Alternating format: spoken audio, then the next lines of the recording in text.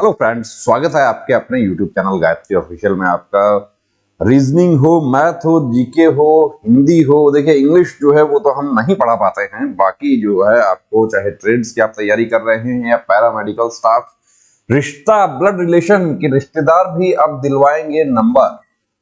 बिल्कुल दिलवाएंगे, रिश्तेदार नंबर दिलवाएंगे, लेकिन कब दिलवाएंगे? जब आप उनको अच्छे से पहचानते हो। वैसा तो क्या होता है कि भर्ती होने वाले जो हमारे कैंडिडेट हैं उनकी थोड़ी जो है तैयारी के दौरान रिश्तेदार जो है वो परेशानी रखते हैं उनके लिए।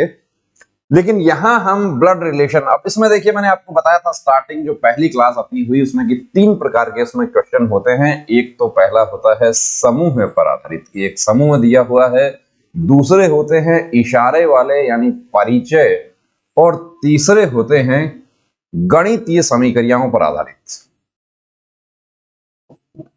गणितीय समीकरणों पर आधारित ये जो है ये 3 प्रकार के हमारे क्वेश्चन हैं। बिल्कुल सिंपल कैलकुलेशन है, पहली क्लास आप देख लेना, बहुत अच्छे से समझ आ जाएगा। यहां मैं ज्यादा समय नहीं लूंगा आपका, मैं डायरेक्ट क्वेश्चन करूंगा कि डायरेक्ट क्वेश्चन पर हम चलते हैं। और थोड़ा सा बता दूं आपको कि मेल फीमेल प्लस माइनस का बराबर कौन, ये सब चीजें आपको याद है। ये प्रश्न जो है ये क्या है? समूह पर आधारित प्रश्न है कि एक समूह दिया हुआ है हमें और उस समूह के बाद कुछ जानकारी जो है वो हमें जुटानी है, और उस जानकारी के बाद हमें प्रश्न पूछा है। प्रश्न क्या पूछा हमें कि ई का सी से क्या संबंध है। तो सबसे पहले तो ये काम कर लेना है कि जिसके साथ में का लगा हुआ है, का बराबर कौन, कि पिता पुत्र का संबंध बन गया और वहां पर पिता और पुत्र दोनों लिखा है विकल्प में। आप जल्दबाजी में क्या है कि पिता कर देंगे, लेकिन कौन सा बताना है हमें? हमें वो बताना है कि जिसके साथ में का चिपका हुआ है। तो एक तो पहली बात अपने को याद रखनी है यहां पर का बराबर कौन। और प्लेलिस्ट में जो पहले की जो क्लास है इसके पहले के पार्ट वो दिए हुए हैं, वो आप देखना पहले आराम से। अब एक एक जो है एक पीढ़ी बराबर एक सीढ़ी, एक एक लाइन पे चलेंगे कि बी पिता है सी का, बस अभी इतना ही पढ़ना है। बी पिता है सी का, ये लीजिए पिता है यानी कि पुरुष है, एक पीढ़ी ऊपर है, डायरेक्ट प्रत्यक्ष रिश्ता है। डी सी का भाई है, डी सी का भाई है तो सी की लाइन में आएगा और डी जो है वो सी का भाई है, प्लस हो जाएगा, बहुत बढ़िया। एफ ई का पुत्र है, एफ ई का पुत्र है, ये तो अलग है। तो अब आप इसको कहां लिखें कि एफ एफ ई जो है उससे ऊपर कहीं भी लिख सकते हैं। चलो मैं यहां लिख लूं कि एफ ई का पुत्र है, एफ ई का पुत्र है, एफ जो है वो पुत्र है। तो ये हमने इतनी जानकारी, तथा सी का पति है। आगे जो जानकारी दी इतनी जानकारी से हमारा ये हो गया कि तथा सी का पति है कौन? एफ, एफ सी का पति है। तो इसका मतलब क्या हो गया कि सी की पीढ़ी सी की लाइन में आएगा, एफ एफ सी की लाइन में आएगा। पति पत्नी को हमने कर्व जो है इस तरीके से देना है, और एफ जो है वो सी का पति है। एफ फिर जाना देखिए, एफ ई का पुत्र है, तो ई का पुत्र है वो तो अभी जो ये लोग जो थे इनसे अलग था, लेकिन सी से अब संबंध बन गया तो सी का पति है कौन? एफ। और अब ये वाला जो था हमारा, इसको यहां फिट कर दे तो ये क्या हो गया? ई जो है वो यहां हो गया। अब यहां पूछा है आपको कि ई का सी से क्या संबंध है। तो ई का सी से क्या संबंध है? ये पति है तो ये जाहिर सी बात है ये पुत्री हो गई। अब ई क्या है? आप लोग क्या करेंगे यहां पर, जैसे ही विकल्प देखा आप तुरंत उत्तर कर दिए। बहुत सारे हमारे साथी उत्तर बना भी दिए हैं कि सास है, लेकिन यदि आपने सास उत्तर बनाया है तो वो गलत है, क्योंकि आपको चारों विकल्प पहले पढ़ना है अच्छे से। आपको यहां पर ई, एफ ई का पुत्र है, एफ तो पुत्र है, ये तो बात तय हो गई, लेकिन ई प्लस है या माइनस है ये अभी तक तय नहीं हुआ है। ई का लिंग नहीं पता चला है, तो ई क्या है यहां पर? ये तो हो गया कि ठीक है ये पति, और पति तो पति की मां भी हो सकती है, उसका पिता भी हो सकता है। तो यहां हमारा उत्तर होगा सास या ससुर का, जिसने अब यहां देखिए यहां जो है आपको एक चीज और ऑब्जर्व करनी है कि ये जो था हमारा, ये थोड़ा सा जो है लिखने में हमारी गलती हो गई कि ये जो है डी है, सी 2 बार हो गया। अब सास या ससुर, लेकिन यदि आपको यहां पे पूछता कि यही जानकारी आपको देता और यहां आपको पूछता, इसकी जगह लिख दिया जाता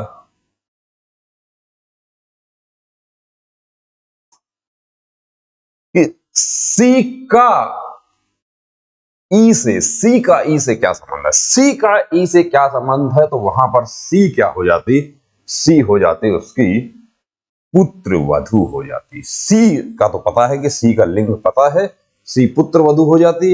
यहां पर पूछता कि बी का एफ से क्या संबंध है, तो ये तो पुरुष है, पिता है, तो ये ससुर हो जाता। यही सब चीजें आपको ध्यान रखनी, क्वेश्चन को अच्छे से पढ़ना है। तो अब हम दूसरा क्वेश्चन ले लेते हैं, और ये आपके लिए क्वेश्चन आ गया आपके स्क्रीन पे, और इसको भी वही काम करना है। सबसे पहले देखना है समूह पर आधारित क्वेश्चन है, समूह पर आधारित क्वेश्चन है तो पढ़ना है ए तथा बी भाई है, ए तथा बी भाई है, ए तथा बी भाई हैं, ये हो गया। सी तथा डी बहने हैं। अब सी तथा डी बहने हैं, वो इनसे ऊपर है, नीचे है, इनके बराबर में है, कहीं भी नहीं पता चल रहा, अलग लिख लो। सी तथा डी बहने हैं, ये माइनस में हो गया। अब यहां पर कहा है कि ए का पुत्र डी का भाई है, ए का कोई पुत्र है तो वो क्या होगा, नीचे आएगा, और वो डी का भाई है, तो इत्तेफाकन मैंने नीचे लिख लिया, आप ऊपर भी लिख सकते हैं। और यदि आपने अलग लिखा, यदि आपने कहीं अलग लिखा, तो ए का पुत्र, कोई पुत्र ए का है, वो क्या है, डी का भाई है। तो अब ये हमारा डायग्राम इस तरीके से बन गया। अब क्या पूछा, इसको गोले में बंद कर देना है जिसके साथ में का, बी का, यानी बी का संबंध बताना है कि बी क्या है, बी और सी का।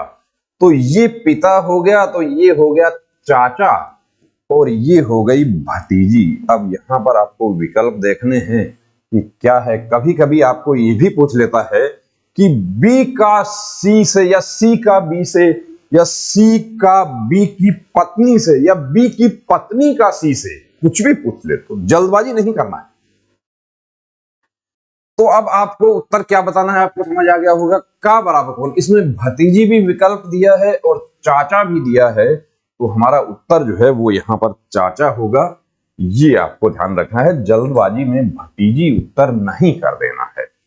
चलिए देखिए, ये भी जो है, ये भी वही समूह पर आधारित है। और आप लोगों को जनरली क्या होता है कि क्वेश्चन जो है हमारा समूह पर आधारित क्वेश्चन, या परिचय पर आधारित, या जो गणितीय समीकरणों वाले जो होते हैं वो, तो यदि आपको बेसिक तरीका समझ आ गया तो आप कोई सा भी कर लेंगे। डी की मां के पिता सी के पिता के ससुर हैं। अब डी की मां के पिता, अब आप क्या करना है, देखिए डी की कोई मां है और उसके पिता, डी की मां के पिता, डी की मां के पिता, यहां तक की जो जानकारी है उसके आधार पर हमारा ये चित्र बन गया, डी की मां के पिता। सी के पिता के ससुर कौन है, ये ससुर है, ये ससुर है, तो इसका मतलब क्या है, इसकी पुत्री। अब या तो डी की मां का विवाह जो है वो, अब या तो इसका पति हो सकता है, या एक संभावना और बन सकती है हमारी कि डी की मां और उसका पति, और इसकी कोई बहन है, उसका, यानी ससुर के हिसाब से क्या हुआ, इसकी कोई बहन है और उसका विवाह हुआ है, किससे हुआ है, सी के पिता के ससुर हैं, सी के पिता के ससुर हैं, तो ये सी के पिता के ससुर। अब यदि आप इसको अलग से बनाना चाहें, कि अभी तो मैंने डायरेक्ट मिला दिया इसको, लेकिन यदि आप अलग से बनाना चाहें तो अलग भी आप बना सकते हैं। कि चलिए इसको देखिए, अभी छोड़ दीजिए कि ये तो ठीक है, इतना काम हो गया, लेकिन अलग से हम बनाना चाहें कि ये तो डी की मां के पिता, सी के पिता के ससुर, सी के पिता के ससुर का मतलब क्या है कि सी के पिता, और पिता के ससुर का मतलब क्या होता है, नाना, यानी कि इसकी मां और मां का पिता। अब दोनों जो है समान है, तो इसका मतलब क्या है कि यहां हम, देखिए मैंने आपको ये बताया कि यहां दो संभावनाएं हैं। जब ये नहीं कहा हमें, तो हम इसको डी जो है, ये डी वाला जो डायग्राम है उसको यहां जोड़ सकते हैं। अब आगे क्या कहा, तो सी तथा डी किस तरह संबंधित है, यदि डी पुरुष, अब डी पुरुष और सी महिला है, तो एक तो देखिए हमारा डायग्राम बना ही है।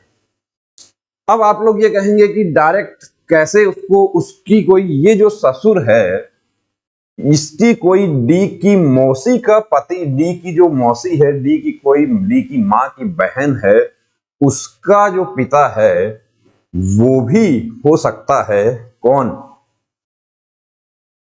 सी के पिता, डी की मां के पिता, डी की मां के पिता सी के पिता के ससुर हैं। तो ऐसा भी डायग्राम बन सकता है, बिल्कुल बन सकता है। तो भी ये दोनों, ये पुरुष है और ये महिला है, ये भी बन सकता है, बिल्कुल बन सकता है। अब किस सी तथा डी, भाई दोनों भाई बहन हैं या कजन हैं, दोनों आपस में, दी मौसी का भी हो सकता है, उसके बारे में कुछ नहीं कहा। तो यहां क्या है कि अब हमें देखना है कि विकल्प से उत्तर छांटना। डी सी की पत्नी का भाई है, नहीं हो सकता। सी डी की पत्नी की बहन है, ये भी नहीं हो सकता। डी सी का भाई है, डी भाई है, ये ध्यान रखना, कहीं ऐसा ना हो कि सी डी का भाई है, इसमें तो नहीं लिखा लेकिन लिखा हो सकता है।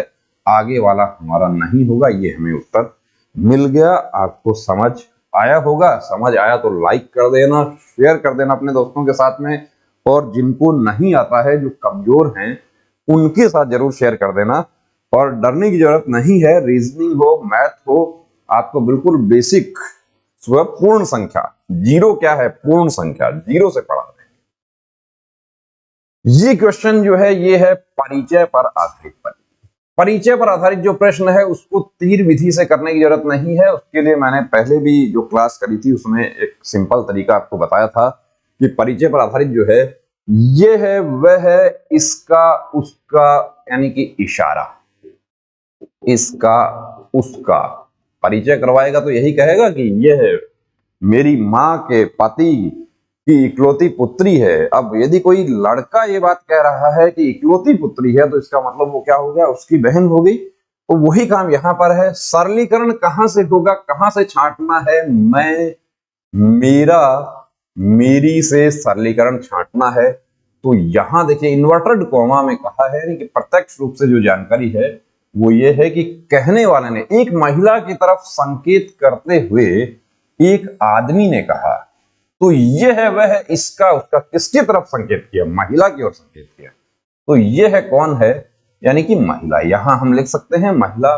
तस्वीर की ओर इशारा करते हुए कहता है, तो फिर लास्ट में होता है कि उस, तो तस्वीर की ओर इशारा करता है तो पता नहीं चलता। यहां पर हो गया कि महिला, मेरे पिता की बेटी, अभी इतना ही रखो, मेरे पिता की बेटी, आदमी के पिता की बेटी क्या हुई, इसको क्या लिख सकते हो, कहने वाला कौन है, आदमी। आदमी के पिता की बेटी, आदमी के पिता की बेटी, आदमी की बहन लिख सकते हैं इतनी लाइन को। मेरे पिता की बेटी, बहन लिख सकते हैं। मेरे अपने आप को मान लीजिए, मेरे पिता की बेटी मेरी बहन हो गई। कि बेटी की मां है, तो कि बेटी की मां है। अब चलो ऐसे आपको नहीं समझ आए तो ये आदमी कहने वाला है, ये आदमी है कि इसके पिता की बेटी, इसकी बहन की बेटी की मां, वापस यही आ गया कि नहीं आ गया, तीर विधि अभी आपके पास में बचा हुआ है।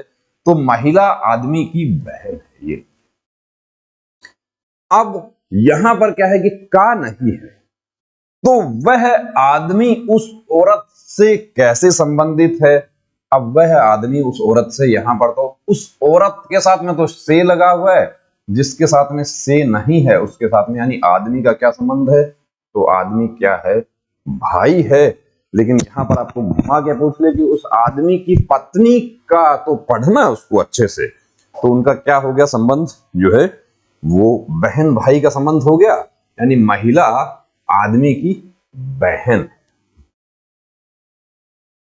इसमें आप लोग क्या है जल्दबाजी में यहां क्या कर देते हैं, उसको मामा कर देते हैं। यहां तो मामा का विकल्प नहीं है, लेकिन मामा होता तो जल्दीबाजी में हमारे दोस्त उसको कर देते मामा। चलिए अब ये देखिए मैंने आपके लिए अलग से लिखा है कि जब आपके पास आपको कहां से सरलीकरण करना है, राकेश की ओर संकेत करते हुए, ये है वह है इसका उसका इशारा कि आप कहां से काटना है, यहां से काटना है। कौन कहता है, संजना कहती है, महिला है कहने वाली संजना। यहां पर हम इसको एज्यूम करेंगे कि महिला ने कहा है उसके भाई का पिता।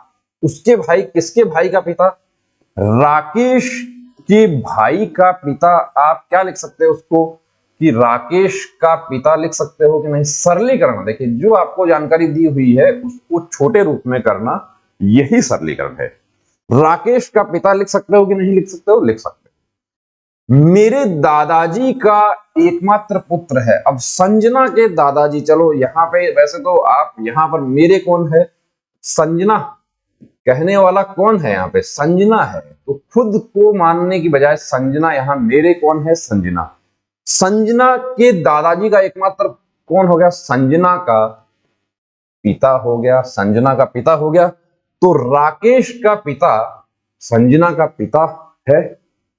ये आगे जो है ये लीजिए, सरलीकरण हो गया कि राकेश का पिता संजना का भी पिता है। तो राकेश और संजना क्या है, बहन भाई का संबंध हो गया।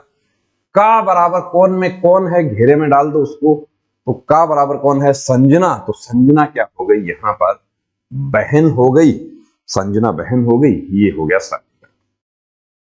तो ये बिल्कुल सिंपल तरीके से आपको सरलीकरण, ये अब अगला पार्ट जो है उसमें हम और क्वेश्चंस लेंगे। तो दोस्तों math, reasoning, Hindi, GK complete तैयारी 200% रखना है। और ये सब खेल जो है वो प्रैक्टिस का है। जितनी ज्यादा से ज्यादा प्रैक्टिस करेंगे, जितनी ज्यादा से ज्यादा प्रैक्टिस सेट सॉल्व करेंगे, उतना आपको फायदा होगा।